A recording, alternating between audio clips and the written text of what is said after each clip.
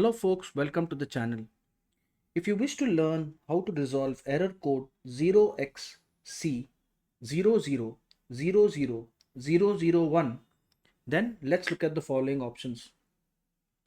So the first option would be is to conduct a system restore. And how do we do that? We look for recovery, click on recovery, open system restore and click next, and this will restore your system to a previous time and date. If that doesn't work, then we have to perform an SFC scan on the system. And how do we do that? We look for command prompt,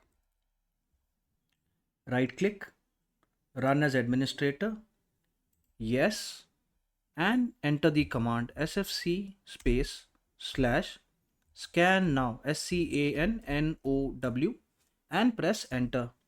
Now this should normally resolve the problem, but in the rare event if this error message still keeps showing up, then I have no choice but to reset the PC, or that means reinstall Windows. So how do we do that? We right click on start button, look for settings,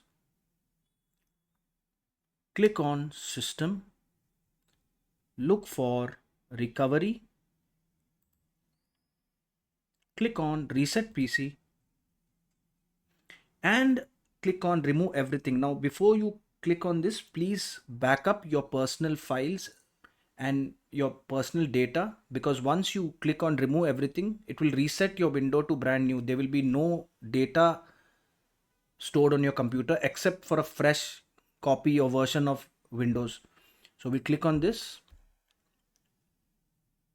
click on cloud download. So what does cloud download mean? It means it will download from the Windows server a fresh copy, original copy of Windows, and it will install the version. So click on cloud download, click on next, and this will shut down your PC. Windows will reinstall and you will get a brand new PC and the error message will be long gone.